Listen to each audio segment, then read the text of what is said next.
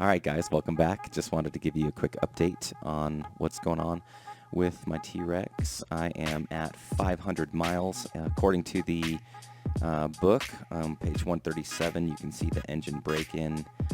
Very important to break in your engine. I know that there's a lot of debate about engine break-ins on YouTube, so I'll probably dedicate a whole video to that, but I chose to go by the manual. It says that the vehicle is not used carefully during this period, you may end up with a broken down instead of broken in vehicle after a few thousand miles. So I know that many of these things, these symptoms, do not manifest until much later in the bike's life. So I think it's important and worthwhile to do. So hit a big mile marker this week. I got over 500 miles, which means I am officially halfway through my break-in period, and I achieved another 2,000 RPMs on my tack, which is really, really nice. So I no longer have to go 40 and 50 miles an hour. I can kind of juice it up just a little bit, which is nice. So it was a slow 500, but happy to be there. And a bunch of other exciting things happen at 500 miles. You get to do your first round of maintenance. All right, so page 266, here's what it looks like. Most of the stuff, as you would expect, are just visual checks. Probably aren't going to need a lot of attention at this point, but there are a couple of fun things on here to do. You get to clean the air filter, which is a lot of fun. I'll show you that here in just a minute. And you get to change the oil and the gearbox fluid and those kinds of things. So mostly it's just a bunch of checks, looking at things, making sure your nuts and bolts are good and your drivetrain looks good and nothing's loosened up. A lot of things can kind of loosen up over 500 miles. My machine is pretty loud and rattly, so the components don't rattle, but it's a lot of stress on the bolts, so it's good to go through and just check all your nuts and bolts. Again, on page 268 here, we get to change the engine oil, the oil filter, and change the reverse gearbox oil. And then don't even bother looking at page 269 in your book, so there's nothing to do at 500 miles, and all of this stuff is like the really scary stuff that you have to do for your T-Rex. This is the stuff that looks to me to carry the most amount of dollar signs, so just best to pretend that page doesn't exist for about 2 years.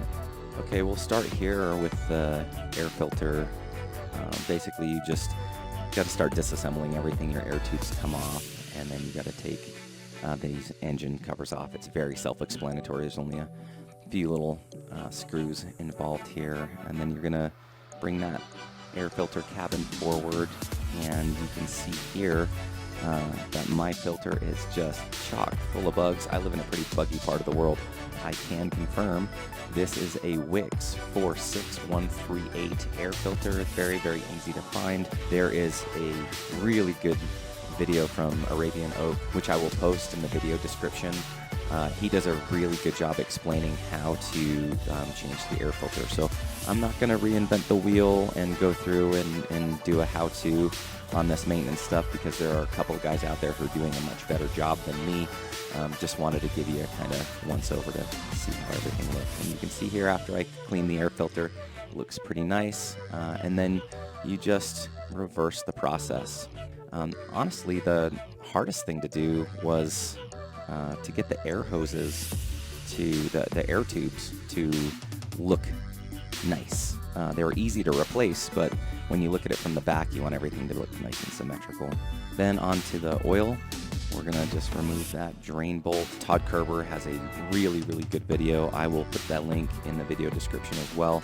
If you want to know how to do your maintenance, I just pretty much followed his video point by point to get mine done. So again, not trying to reinvent the wheel here, just giving you guys an update about what's going on. So just make sure that you get everything drained out nicely. Don't over tighten anything, because everything just needs to be just snug or to the book specs. And then off to the other side of the bike to add some engine oil in. Pretty easy process. Just keep your eye on that sight glass and make sure that you're not adding too much oil. So once you get enough, you want to run the engine, let that filter fill up, and then check it once again. Once you're done with that, you are off into the gearbox oil, and I strongly suggest that you cover your pipe because the oil will hit your pipe. Clean off this bolt. It's magnetic. It's going to have a bunch of shadings on it. Make sure you clean that off as best you can, and then replace that bolt, and you are ready to start your fill, which was traumatic. This was quite a process getting into the cabin space. I ended up not using the tool that I bought. I ended up using some tubing that I had for something else. Just had it in my garage that hooked nicely up to this tube of lubricant, and then was able to get it filled. But eventually it took some doing, but I got it done. You can see here I've got the line where it's supposed to be. Then, of course, I wanted to check the chain tension, make sure that everything looked good. Chain has barely stretched, and I think that's got more to do with the fact that I'm following the instructions about not ramping my bike up over 4,000 RPM, so it hasn't really gotten much torque to speak of. Other than that, I went through and got my chain lubricated. The tension was fine, so I didn't mess with that.